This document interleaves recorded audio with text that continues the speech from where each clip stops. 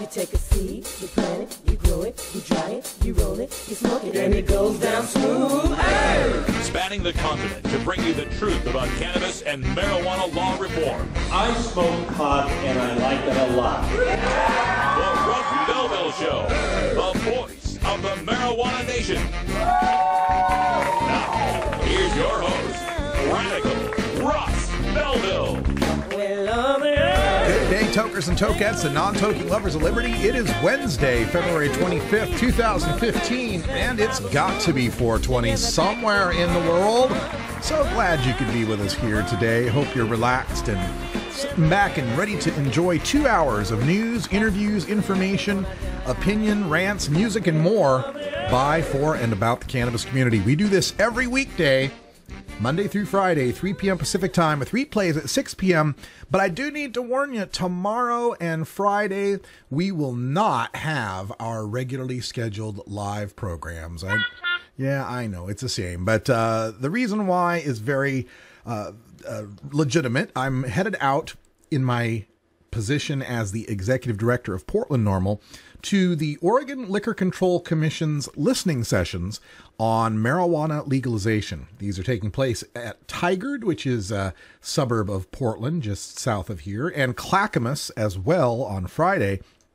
And they've been conducting these listening tours all across the state. The Eastern Oregonians and the Southern Oregonians have weighed in on the measure. Time for those of us in the Portland area, those of us who supported this measure, well over 70% of the vote, to get our voices heard. So we're going to be there with Portland NORML, handing out Freedom Leaf magazines and our flyer and brochure on marijuana legalization, trying to drum up some membership and some awareness of the will of the people with respect to marijuana legalization, which leads me to our rant for today. In the Radical Rant, we're going to talk about the arrogance of Oregon legislators who don't seem to understand that more people voted for legal marijuana than voted for any of them. And they want to tinker with this amendment, or this initiative, I should say. We're going to tell you all about that in the Radical Rant today at the end of the show. Before that, we've got a chance for an interview with Cannabusiness Chronicles. Pat Oglesby from newrevenue.org will be joining us to talk about state and federal proposed marijuana taxes, the good, the bad, and the ugly. Also on the show today, we'll have time for a bonus mini Radical Rant. That's right. Since I'm off the air for 2 days coming up here, I decided to give you twice the rants for today. A little mini Radical Rant. Having trouble talking today. A terrible story coming out of Brooklyn that we want to tell you about, so stay tuned for that. Also coming up on the show today, behind the headlines, the trial of the Kettle Falls 5 began today, although now I guess technically it's the Kettle Falls 4. We'll tell you why right after the 420 radio news. And in the headlines today, Initiative 71, the legalization in Washington, D.C, is set to go into effect tonight after midnight.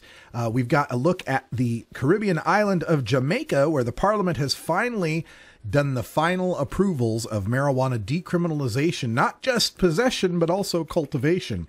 We've got a medical marijuana bill in Georgia that made its way almost unanimously through the state house today. Also, in Utah, a medical marijuana law has been proposed. Yes, folks, in Utah, a medical marijuana law has been proposed. The first time it's ever been proposed in the Beehive State. And a Republican New Jersey Assemblywoman is marshaling forces to fight against the inevitable tide of marijuana legalization. We'll tell you all about that in the 420 radio news. And then stay tuned for Hour 2, Toker Talk Radio. We'll take your calls at 971-533-7111. We'll also talk about more marijuana news of the day, the upcoming inaugural meeting of Portland NORML on Saturday, and we've got some daily Toker tunes for our Irie Wednesday, a little flashback from Gordon Green's Music Planet for you. All that coming up on the Russ Belville Show. Stay tuned, sit back, light one up. We'll be right back after these advertising messages.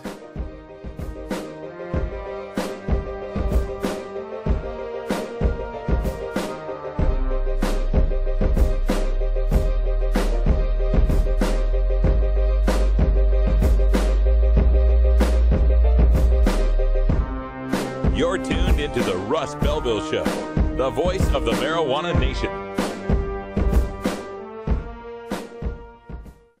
420 Radio, the activist radio station. This is Radical Russ encouraging you to take a look at the Weed Blog every day. Johnny Green and the staff at the Weed Blog are on top of all the latest developments in the fight to end marijuana prohibition nationwide. You can even get the Weed Blog on your smartphone by installing the Weed Blog app for iPhone and Android. If it's about weed, it's on the Weed Blog, including my original writing. So don't delay. Read the Weed Blog today. Connect with 420radio.org through social media, on Twitter at 420radio.org, and our Facebook page at 420radio.org. Follow us and like us today. You'll be glad you did. Oregon has joined Washington and Colorado in legalizing marijuana. We're Portland NORML, the national organization for the reform of marijuana laws chapter in Portland, Oregon. Join us as we celebrate the launch of an exciting new era in marijuana freedom in Oregon. Our job has just begun. Powerful interests want to white out the most important portions of Oregon's legalization law. By joining Portland NORML, you add your voice to the thousands who voted for Measure 91 and want it to be implemented as written. The people have spoken. Now it is time for the legislature to obey the will of the people.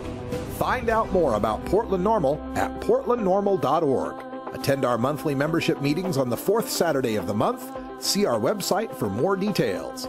Portland NORML, ensuring responsible adult marijuana consumers are afforded the same rights, privileges, and responsibilities as beer drinkers.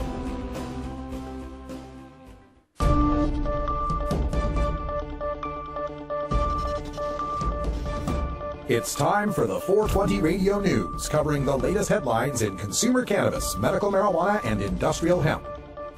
Transcripts of 420 Radio News are available daily on our website at 420radio.org.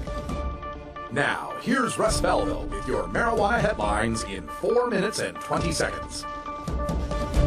This is your 420 Radio News for Wednesday, February 25th, 2015. Initiative 71, a ballot measure approved by Washington, D.C. voters in November, is set to take effect at 12:01 a.m. Thursday at the conclusion of a congressional review period required of all D.C. laws. While some Republicans on Capitol Hill have taken the legal stance that federal legislation enacted in December blocks Initiative 71 from taking effect, D.C. lawmakers believe nothing will prevent it from becoming law. Initiative 71 will make it legal for people 21 and older to possess up to 2 ounces of marijuana for recreational use, grow up to 6 marijuana plants inside a D.C. residence, and to transfer up to 1 ounce of marijuana to others. D.C. Mayor Muriel Bowser said she will seek to restrict the operation of so-called cannabis clubs, private organizations that would facilitate the open exchange of marijuana through memberships. Buying and selling marijuana is still prohibited. Jamaica's parliament on Tuesday night gave final approval to an act decriminalizing small amounts of pot and establishing a licensing agency to regulate a lawful medical marijuana industry. The historic amendments paved the way for a cannabis licensing authority to be established to deal with regulating the cultivation and distribution of marijuana for medical and scientific purposes. And in a victory for religious freedom, adherents of the homegrown Rastafari spiritual movement can now freely use marijuana for sacramental purposes for the first time on the tropical island. The law makes possession of up to 2 ounces of marijuana a petty offense that could result in a ticket, but not in a criminal record. Cultivation of 5 or fewer plants on any premise would be permitted. Tourists who are prescribed medical marijuana abroad will soon be able to apply for permits authorizing them to legally buy small amounts of Jamaican weed. Legislation making it legal to possess medical marijuana in Georgia breezed through the State House on Wednesday, setting up a potential confrontation with the Senate. House Bill 1, sponsored by Representative Alan Peake, a Republican of Macon, passed the House 157-2. The bill was first amended, however, to add sickle cell disease back into the list of disorders that could qualify a patient to use the drug. The amendment came after the Atlanta Journal-Constitution reported that sickle cell had been deleted over the objections of many African-American lawmakers. Qualified seizure disorders under the bill are cancer, Crohn's disease, multiple sclerosis, and Lou Gehrig's disease, or amyotrophic lateral sclerosis, among others.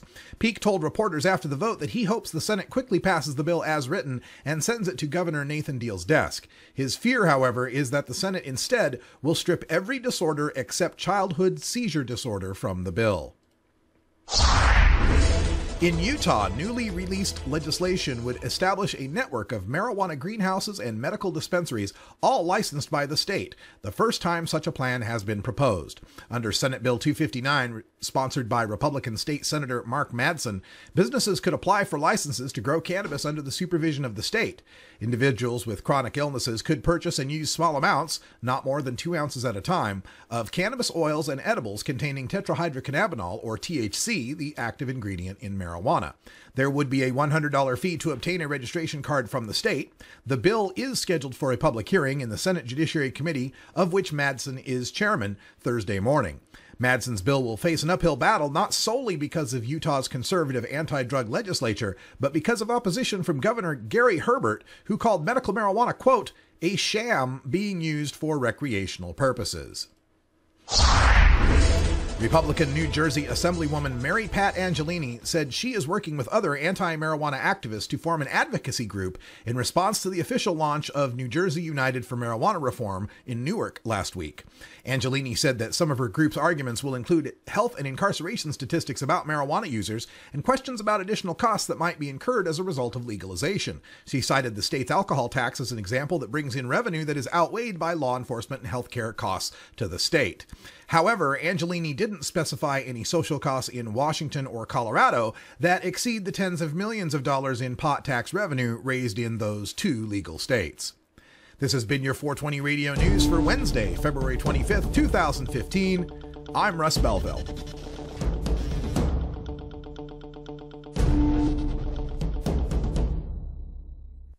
.420 Radio, the home of marijuana experts.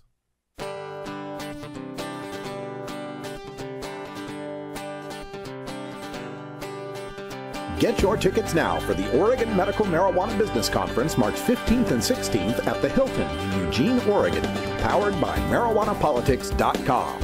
Former presidential candidate and two-term New Mexico Governor Gary Johnson will deliver the keynote address. Harborside Health Center's Steve D'Angelo will present at the pre-conference VIP reception. You'll also hear from State Senator Floyd Przansky, New Approach Oregon's Anthony Johnson, Oregon marijuana attorneys Paul Loney and Leland Berger, and Oregon Liquor Control Commission's Director of Marijuana Programs, Tom Burns. Get your tickets at early bird pricing by acting now. Learn more at the Oregon Medical Marijuana Business Conference at ommbc.com. This conference will provide you with a head start for success in the expanding Oregon marijuana industry. Get your tickets today at ommbc.com. Tokers, there's no good reason to get your dog stoned. While it might not harm them physically, imagine being a dog who already begs for treats all day, and then imagine that dog having the munch. With over 1 billion people in the world, chances are there's somebody out there just like you. There are software engineers, pastry chefs, artists, and people with medical conditions. And what do many of these people have in common? They use marijuana. It's expected that marijuana will be legalized in California. And when that happens, what will be the biggest concern? Safety. That's where we come in. High Def Transit is a discreet shuttle service that also serves as a mobile vapor room. Members can medicate on board, while our certified drivers get you to your destination safely, so you can enjoy the ride. So hop in, make friends, and ride safe. High Def Transit.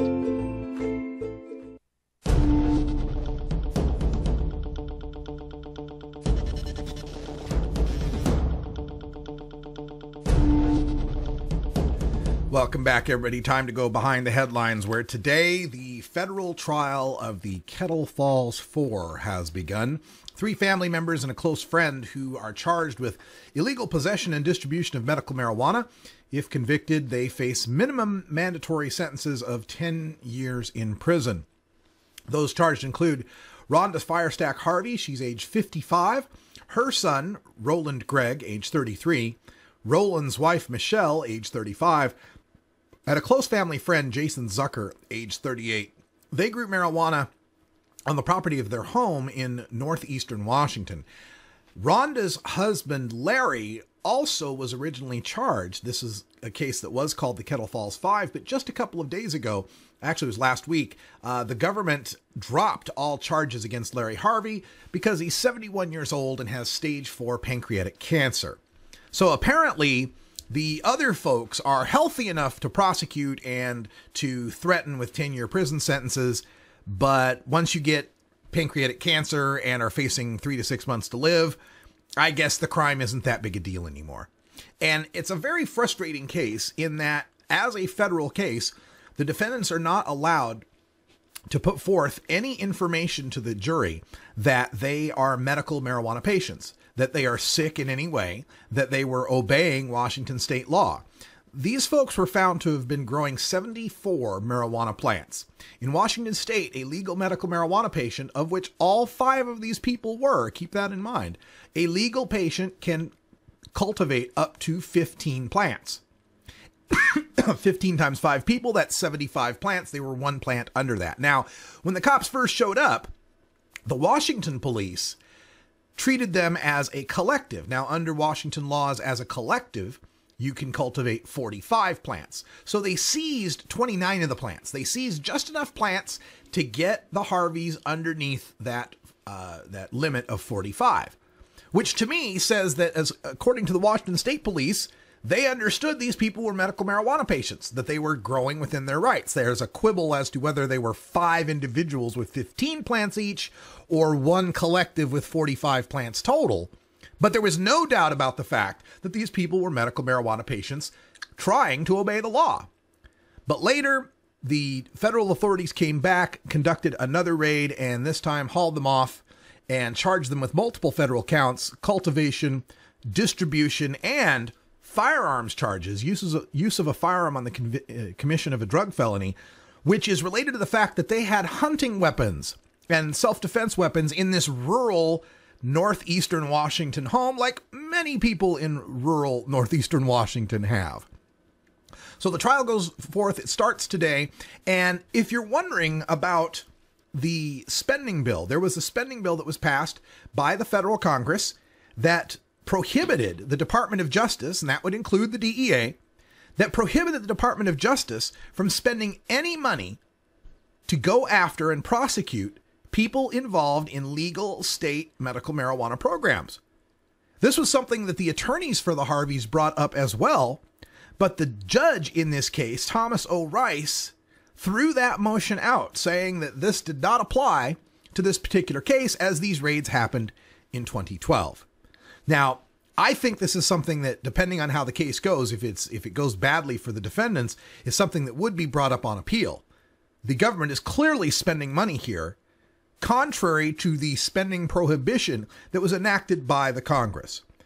And this is one area where, and this will play into the rant that I'm doing later on in the show as well, but this reticence by our elected officials at state, local, even the federal level, to recognize the will of the people on the issue of marijuana. It's clear that the people of the state of Washington not only don't want any prosecution of patients like these who are engaged in medical marijuana, but the people of Washington state have legalized recreational marijuana. If the federal government's making the case that these are some kind of marijuana kingpins for their 74 plant medical grow, they need to start explaining why they've got farms in Prosser, Washington that are pumping out 10,000 marijuana plants, and the federal government isn't doing a thing about those. So this is clearly a selective prosecution, and the people of the state of Washington don't want it for medical or recreational purposes. And as I mentioned earlier, the federal Congress has passed that amendment that says that you can't spend any money going after these state legal medical marijuana programs. We have numerous memos from the Department of Justice saying it's not in their interest to go after these small fish when there's so many big fish in the sea to go after, and that it's not a wise use of the federal resources to prosecute these people. President Obama was elected and re-elected and has continually promised that it is not in his administration's best interests to be going after these people that are obeying medical marijuana laws, and yet The prosecution continues. The prosecution began today, and it continues. And the only hope for the Kettle Falls 4 at this point, since they were clearly breaking federal law, is to hope that that jury understands that what's going on here is a travesty of justice, and that they use their power of jury nullification to end this travesty.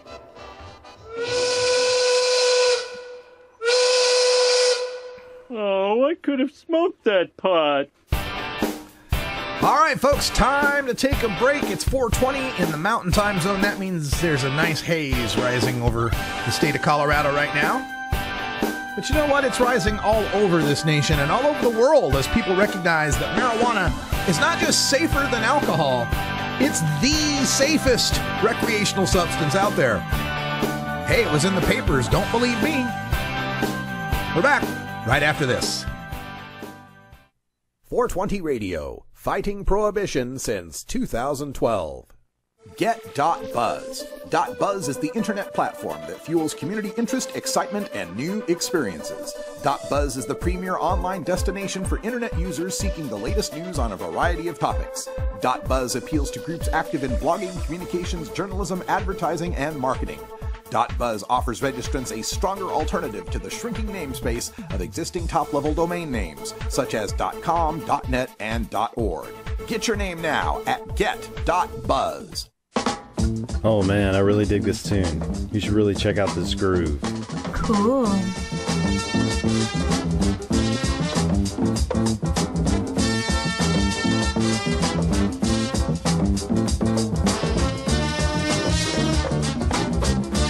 Groovy. Hey, check out more deep cuts like this on my show, Big Daddy Fink's Funky Roller Rink, every Thursday night on 420 Radio. Funky Roller Rink.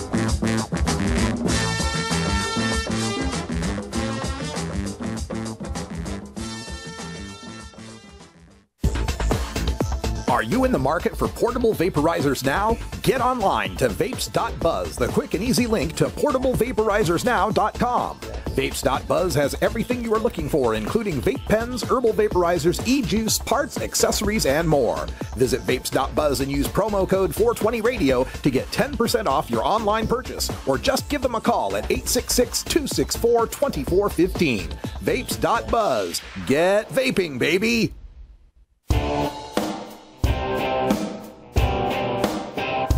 We must wage what I have called total war against public enemy number one. I support a change in law to end federal criminal penalties for possession of up to 1 ounce of marijuana. That marijuana, pot, grass, whatever you want to call it, is probably the most dangerous drug. Some think there won't be room for them in jail. We'll make room. I experimented with marijuana a time or two, and I didn't like it and didn't inhale. And one major responsibility is to encourage people to use less drugs.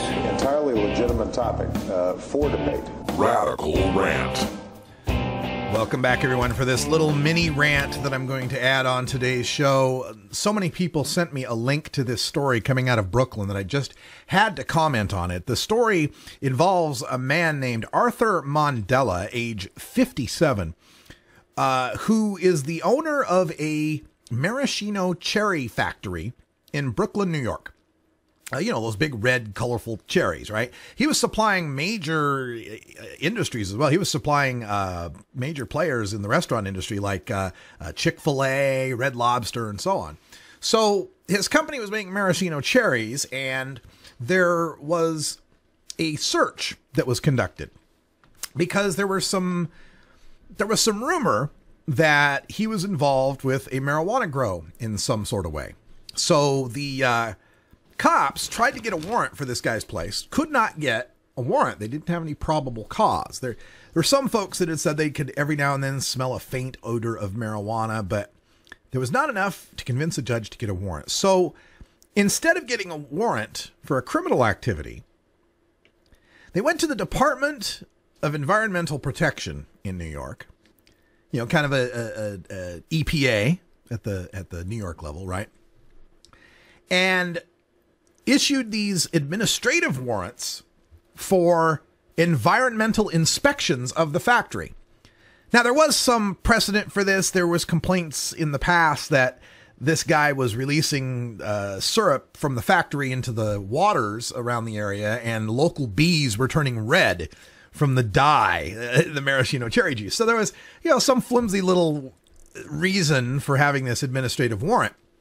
They go down to this guy's factory, and he's kind of nervous while everybody's looking around the factory. And soon enough, these inspectors found this wall where there was some shelving that was up there with just magnets. It seemed really flimsy. And in this wall, it was a false wall. And they found that it moved aside. And when they moved this false wall aside, the guy had carved out like a cave and had this massive marijuana grow going on. It had like 3 bags, like 80 pounds of marijuana they found, hundreds and hundreds of thousands of dollars. While these guys were first looking at the false wall, Arthur Mandela excuses himself to go to the bathroom, locks himself in the bathroom, yells out to his sister, "Take care of my kids," and then shoots himself in the head, commits suicide. Wow. And my first thought when this story went down was, marijuana ain't child pornography, dude. It's not like they uncovered a false wall and you're like the guy who kidnapped Elizabeth Smart. You got some sort of dungeon there with, kids in chains being used for sexual purposes or something. It's a marijuana grow. And to think that our laws are still so punitive and our treatment of marijuana consumers and producers and sellers is so vicious that someone would feel they'd need to kill themselves over this. The police couldn't believe it either. They said, well, there has to be something else. There's got to be some other reason. Nobody kills himself over pot. Well, yes, they do. Obviously, they do.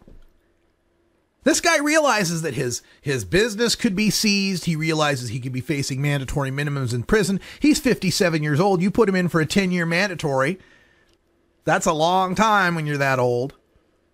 Now, he leaves behind an ex-wife and a toddler daughter, unfortunately. But the cops who can't believe that someone would kill themselves over this really need to take a look at how they're treating people, especially in New York, where it's the marijuana arrest capital of the world. Even still, despite the dramatic declines they've seen, over 30,000 arrests per year in New York City. I am not surprised this guy committed suicide. I'm just saddened to think that this guy had to go to Breaking Bad levels of, Pollos Hermanos levels here of hiding his marijuana grow inside a maraschino cherry factory, when we've got thousands, tens of thousands, hundreds of thousands of square foot legal grows going on in Denver, going on in Seattle, and all across those 2 states, and soon to be expanding to Alaska and Oregon. And we've got places in 23 states now, most of those 23 states, where people are cultivating marijuana. It's either being done for the dispensaries or people are doing it for themselves. And this guy felt like he had to commit suicide. Couldn't run both his family business of the cherry factory and the actual profitable business of growing marijuana at the same time. It's a shame that he couldn't have sold the factory and moved out west and become legal like the rest of us. But it's a bigger shame that people should have to move and leave their families and leave their family businesses in order to be legal and participate in one of the few growth industries that we have left in this country. It's a sad day for the family of Arthur Mandela and people that worked with him, and neighbors said he was a wonderful man and very helpful in times of need. But another person who's been brought down because of the prohibition of marijuana. 420 Radio, your ticket to the Boston Freedom Rally. Because he had a big habit. The law offices of Omar Figueroa would like to remind you to stand up for your rights. If you are detained or arrested, treat law enforcement with respect and stand up for your rights by repeating, "I respectfully invoke all of my legal and constitutional rights. I do not consent to any search and seizure. I want to remain silent, and I want to speak with my attorney." Please contact the law offices of Omar Figueroa at 415-489-0420 or 707-829-0215 or on the web at omarfigueroa.com. NORMAL stands for responsible adult cannabis use. If cannabis use is causing problems in your life, consider taking a break or seeking medical assistance. Consider ceasing cannabis use if you have a family history of mental illness.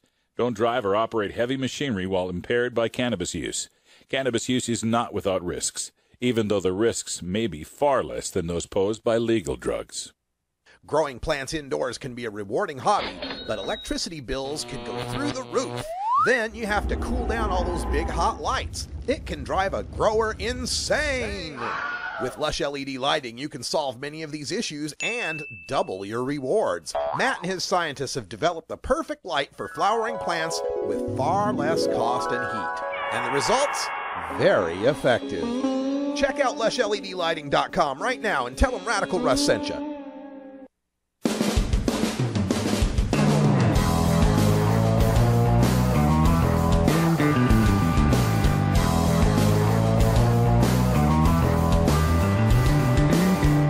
Mark Twain once said that when there's a gold rush, it's a good time to be in the pick and shovel business.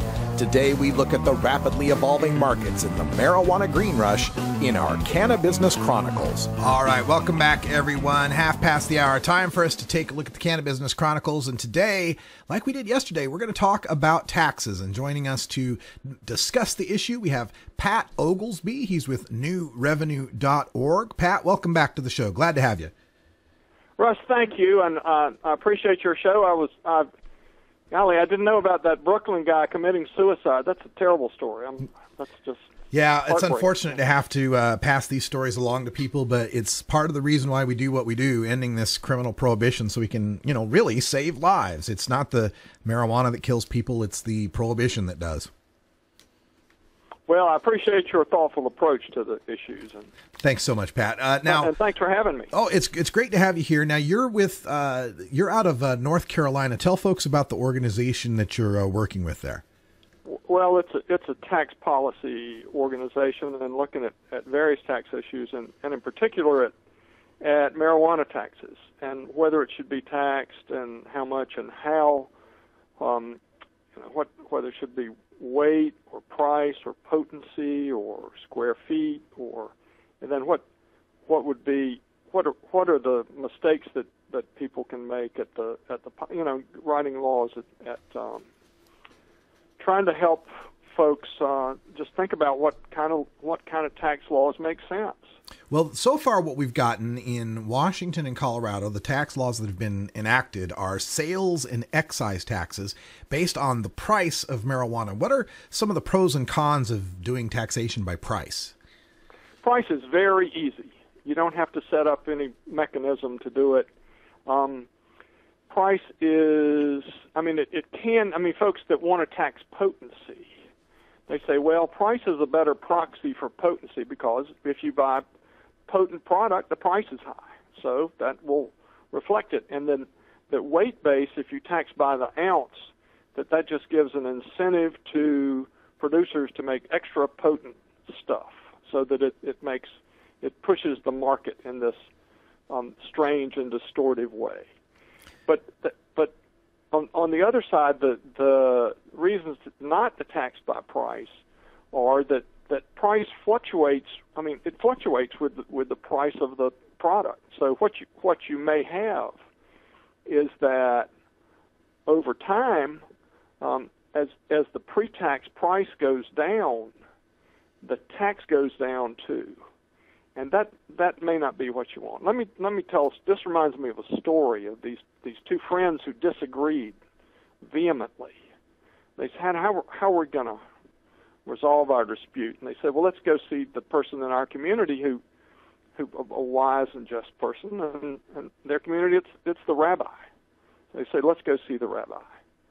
So the first person goes to see the rabbi, and the summary of this person's view is too high, and the rabbi listens to this person's story and says, "You're right." The first person goes away. Second friend comes in and tells her story, and rabbi listens and says, her story is summarized as too low, and the rabbi listens and says, "You're right." Now the wife of the rabbi was behind the curtain all this time, and she comes out and said, "Wait a minute, these two friends disagreed completely, and you told each of them "You are right. How can that be?" And the rabbi said, "You're right." But the first person said that marijuana taxes are going to be too high. And at first, what you're seeing in Colorado and Washington is that the black market is still strong and the legal market is having a hard time competing. That they've got not only the taxes but the regulations and getting up to speed and doing everything just right. So the black market is offering a lower price, and it's hard.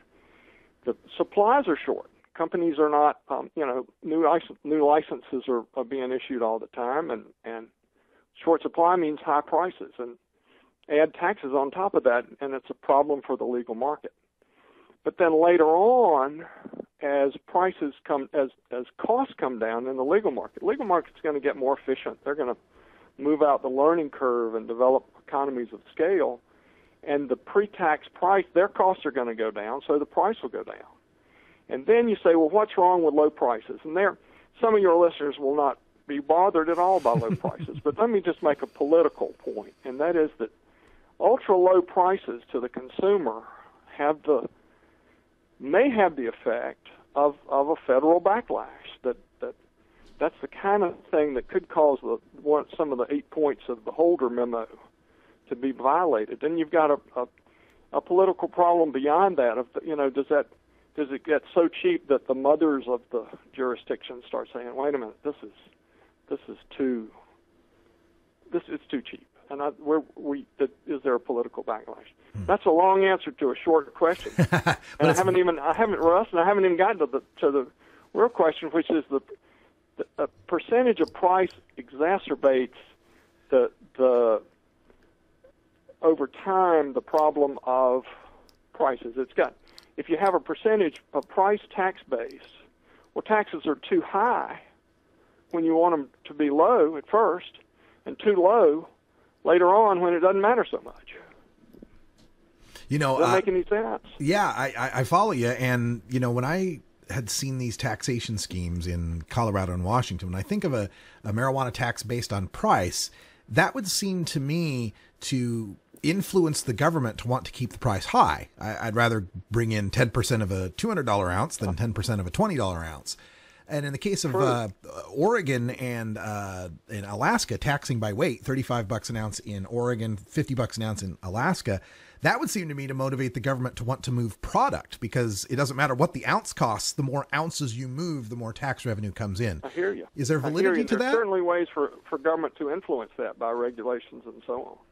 Very interesting. Now, we also have, at the federal level, a bill was just proposed by my congressman, Representative Earl Blumenauer, and it's kind of a package deal, I think, where, they're saying, let's tax and regulate marijuana like alcohol. So Jared Polis put the regulate part in, and Earl Blumenauer put the tax part in. And his tax is calling for a 10% federal excise tax that would raise to 25% as marijuana legal markets began displacing illegal markets. I wonder if that's too high a tax that might continue to empower these illegal markets. Wow, in terms of what the market will bear, that is a great question, and I don't know. I mean, that's going to be just on the ground what the market will bear, what consumers will be willing to pay, and you figure, well, the consumer will pay more for something that's in a nice package and been tested and so on, and maybe that's true, or maybe the consumer will remain loyal to the historic dealer that's been helping him all along. So it's not completely clear, but probably the tax product will bear. People pay a little bit more for that. So I think that it's a good idea. I mean, I don't know what the final answer is, but I do like Mr. Blumenauer's approach of having a phase-in of the tax, and I think that, this is the low tax at first. Let it be high later on, but let the industry have a running start with this low tax. So I approve of that. But the same kind of thing has just been introduced in Massachusetts by Representative Rogers and 12. He has got 11 co-sponsors in the Massachusetts House, where he goes by weight, and it's $10 an ounce the first year, $20 an ounce the second year, $35 the third year, and then this is bud again, but $50 an ounce thereafter and indexed. So it's the concept. I think it's a useful concept of phasing in the rate and starting out low. Yeah, it seems to me that we might be in a situation where, I've heard people bandying about these ideas of 50% excise taxes. So maybe we're in a situation where 10% is the best offer we get. Mr. Blumenauer had that, I think in 2013 his bill was 50%. And so this replaces that with a much lower final rate and a phase-in too. Now, is there? You mentioned other possibilities for taxing. We talked about by price and by weight. Is anybody really going forth with taxation by potency or square footage at this point? Well, that Massachusetts bill, and Dick Evans is you may know Dick was doing a lot of the thinking behind that, does have a potency tax for concentrates. So that Massachusetts bill taxes bud by the ounce and concentrates by grams of THC. And the thinking there is that we can actually measure THC in a liquid. You stick your eyedropper into the vat and pull it out, and everybody says, yeah, this is like alcohol. We know with liquor what the proof content is, and the federal government taxes it. They tax 100% 100 proof liquor more than 80 proof liquor. And the thinking is that, okay, for concentrates you can do that. Now you have to get it at the liquid stage before it's incorporated into edibles or anything. For bud, the thinking is that any green plant matter. Now, I mean, it's gameable that somebody an expert's going to be able to go in there, and it's like a real estate appraiser. What number do you want? That it's not. People won't really agree, and that's why we don't tax, let me say, cigarettes by tar and nicotine content, because you look at a cigarette, it's not fungible, it's not homogeneous, so people are going to fuss about it. And I think one thing to keep in mind as this industry starts out, that it's probably going to be in the interest of the industry to have clear rules that don't involve a lot of disputes and, even though I'm a lawyer, litigation. And that if everybody can agree, then that's a system that people can live with. Another thing wrong with price is that there are a lot of games people play with price. You were talking about price and weight. And one of them is bundling. Here's a $30 bong and free eighth of marijuana. Well, no tax on that. That's the argument. That doesn't hold up. But people want to play that game. They want to disguise the price. Here's the bus tour. The bus tour is $50, and marijuana is not sold, so you don't have to pay tax on it. That's a gimmick that does. That's litigation. So I'd say keep it clear so people know what the rules are. Well, Pat Oglesby from newrevenue.org, I want to thank you for joining us again and kind of shedding some light on these tax issues. I know most people aren't too deep into this stuff, and it's really helpful to get an expert to tell us what's going on with this, to give us our options as we move forward on voting for these things. Thank you so much.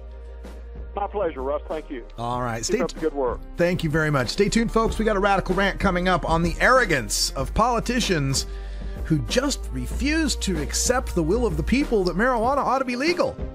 Coming back right after this.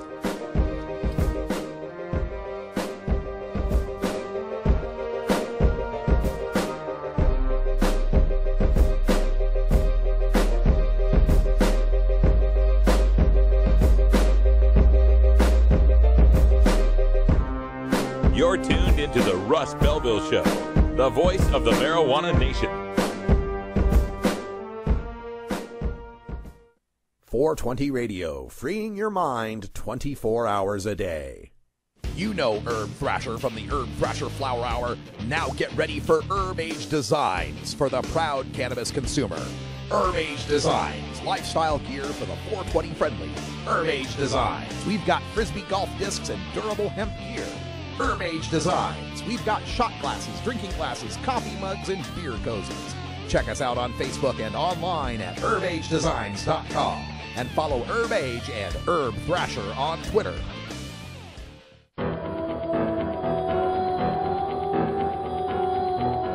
the interest of fair and balanced journalism, the Russ Belville Show presents the anti-drug public service announcement of the day.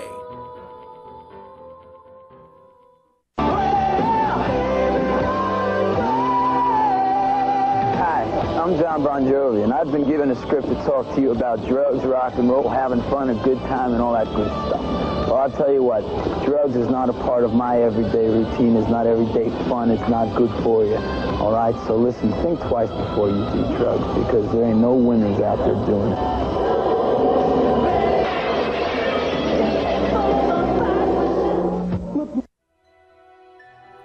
This has been the anti-drug public service announcement of the day. To cure this sort of reefer madness, listen to the Russ Belville Show every weekday on 420radio.org.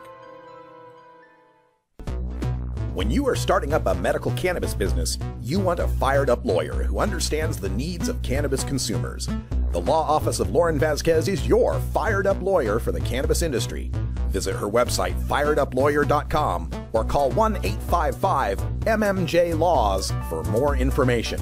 That's 855-665-5297 for Lauren Vasquez, your fired-up lawyer, or email fireduplawyer@gmail.com. We must wage what I have called total war against public enemy number one. I support a change in law to end federal criminal penalties for possession of up to 1 ounce of marijuana. That marijuana, pot, grass, whatever you want to call it, is probably the most dangerous drug. Some think there won't be room for them in jail. We'll make room. I experimented with marijuana a time or two, and I didn't like it, and didn't inhale. And one major responsibility is to encourage people to use less drugs. Entirely legitimate topic for debate. Radical Rant. What good is a democracy if what the people vote for is ignored? It's a question I've been pondering since Oregon passed its marijuana legalization initiative, Measure 91, with the greatest margin of support for any state that has legalized marijuana, 56.1%. More Oregonians voted for legalized marijuana than voted for any statewide official. Now, the legislature seeks to undo much of what the people approved as the legalization regulations are written. This story begins with the previous general election in 2012. Measure 80, known as the Oregon Cannabis Tax Act, or OCTA, had made the ballot, but went down to defeat at the same time Washington and Colorado were passing their historic marijuana legalization laws. The major newspapers had mostly come out against OCTA. They cited numerous flaws with the proposal, such as allowing for unlimited personal possession and cultivation, and establishing a centralized marijuana commission selected by marijuana growers that would control the wholesale purchase and pricing of all marijuana in Oregon. When OCTA lost, as Washington and Colorado won, political observers explained that the wise electorate had resisted their inclination to legalize marijuana because the details of this particular legalization plan were unwise and unworkable.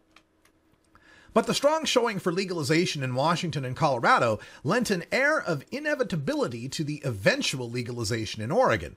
If not in the 2014 midterm election, then certainly during the 2016 presidential election year. That's when organizers of what would become Measure 91 began engaging the legislature with their ideas of how legalization should unfold in Oregon.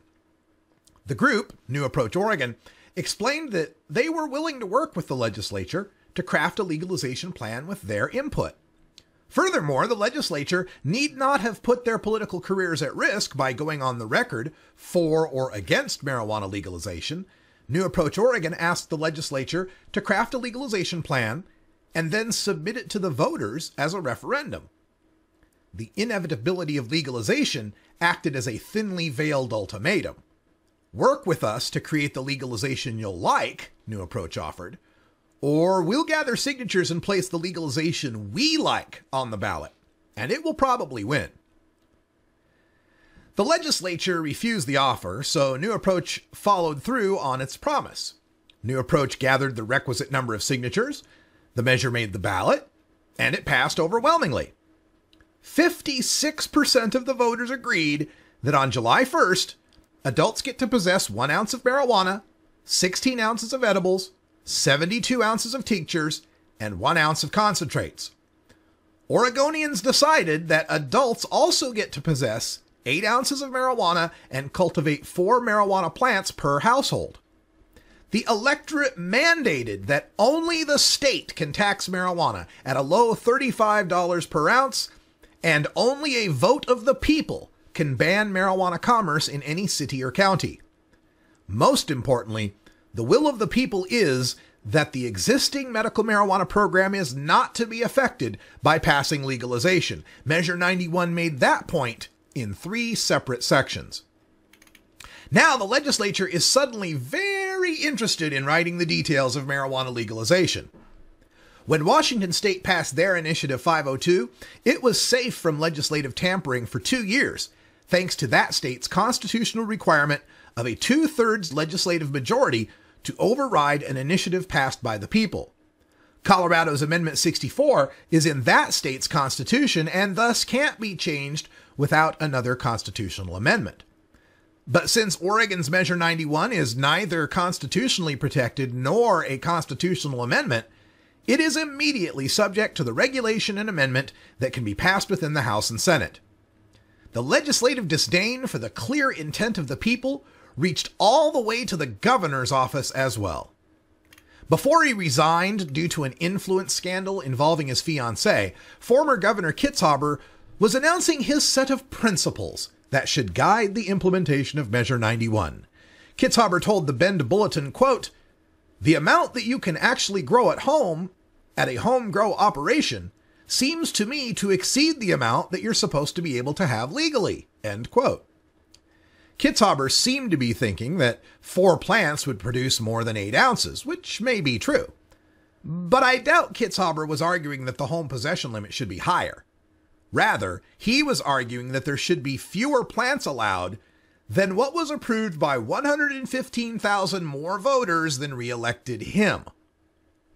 The former governor was also quick to ignore the people on leaving the medical marijuana program untouched, asking, quote, "If you could use marijuana recreationally, why do you even need a separate medical marijuana statute?" End quote. That's a refrain picked up on by members of the legislature who are floating various bills that would in some way merge medical with recreational or eliminate major parts of the medical law altogether.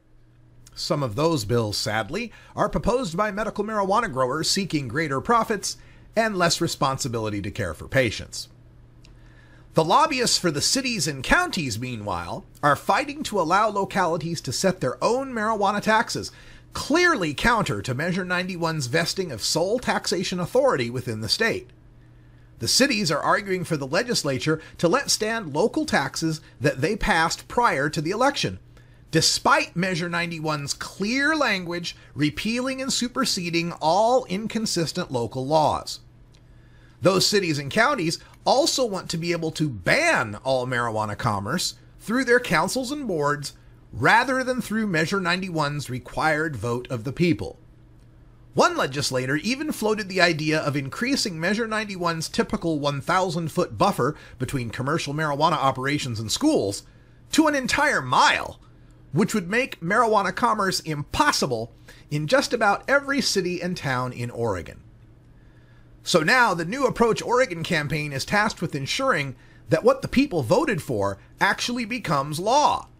As the legislature sees it, in 2012, the voters who craved legalization were apparently smart enough to reject the details of OCTA. But in 2014, voters were apparently ignoring the details of New Approach Oregon because they simply craved legalization.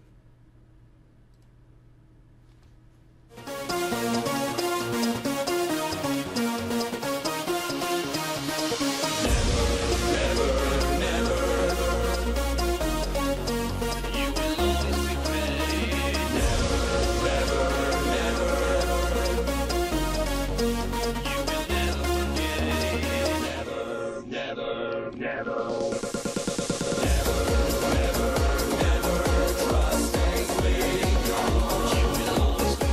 All right, folks, had a few minutes here at the end of the show after that rant. I wanted to make sure I got that rant in one piece, so I'm going to clip that up and put it up on the internet later today. If you want to catch any of my rants or news reviews or behind the headlines or interviews or drug war data mining or the 420 radio news, all of these are available as clips on my YouTube channel, youtube.com/radicalruss, if you're interested in that kind of stuff. And yeah, this Oregon rant, kind of goes along with the Washington D.C. legislators who are now, saying that marijuana legalization can't be enacted, even though the people have already enacted it. It goes along with the responses we're seeing in Washington State, in Colorado, where these legislators just can't seem to accept that the people are way ahead of them on the issue of marijuana legalization. And when we pass these initiatives, I'm hopeful that people will start to understand that, if they don't stand up for those of us in the marijuana community and these initiatives, they're going to see the same kind of shenanigans when their initiatives are passed. If it's GMO labeling or if it's a handgun measure or whatever it might be, what good is it to have an initiative system if the legislature can just undo anything that you've passed by initiative? This reminds me of a story I reported from Missouri. I think it was Columbia, Missouri, where they had passed a decrim measure at the city level, and then the city passed a repeal of their decrim measure. So the activists put together an initiative to repeal the repeal, and then the city council did a repeal of the repeal of the repeal. And there was no mechanism by which these city people could appeal this situation. They were just stuck in an endless loop. And I worry that that's a situation we might end up with here in Oregon, where we pass this marijuana legalization and we say only the state can tax it, and then the cities just ignore that and pass their own marijuana taxes. That sort of precedent cannot be allowed to stand. And I'm hoping people that aren't into marijuana or marijuana politics recognize that this is harmful to our democracy. The subject of it is irrelevant. Whether or not we're talking about a marijuana initiative is irrelevant. People should be up in arms now about the fact that we passed an initiative and the legislature is looking to gut it. They're looking to change it into what they want it to be. And that's just so much more frustrating when you know that backstory. When you know that New Approach Oregon made every good faith effort they could to try to get the legislature to work with them. They reached out and went to behind closed doors and made coalitions and extracted promises and got people to understand that, hey, legislature, legalization's coming. You can get on this train. You can craft a legalization that you can live with. We can work together on this. I've never seen such open cooperation between a state legislature and a marijuana legalization organization. And they punted on it. If they punted on it, they gave up their right to complain about it. They didn't believe we could get it on the ballot and pass it in a non-presidential election year, and they bet wrong. And these elections have consequences, and these elected officials need to understand that I'm going to hold them accountable, and other people are going to hold them accountable, and make the electorate understand that you can't trust this person with our democracy. You can't trust this elected official with our democracy if they're just going to ignore what the people vote for. If we're just going to leave everything up to the legislature, hell, we might as well be Tennessee. We might as well be Mississippi. We might as well be some state. Actually, I think Mississippi has initiatives. But we might as well be one of those 24 states that don't have initiatives if the point of the initiative isn't going to be respected. I would seriously ask for political campaigners on both sides of the spectrum, left and right, to band together in Oregon and work for an initiative to protect initiatives. Set up a situation like Washington State, where if an initiative is passed by the people, it takes a 2/3 majority of the legislature to alter it within the first 2 years. Without such a protection, the initiative system is just ripe for abuse by our elected officials who don't trust us, who don't believe we're adults who know what the hell we're doing. That's all the time we got for Hour 1, but stay tuned for Hour 2. Toker Talk Radio's coming up next. Mama Juana's in the studio. She's about to head out to Atlanta if they let her. They're shutting down all the airports, apparently. Weather sucks all over this country. For everyone here at Roland J Studios, I'm Radical Russ. Until next time, take care of each other, tokers. This is the Russ Belville Show. The Russ Belville Show is blogging and podcasting daily at radicalruss.com.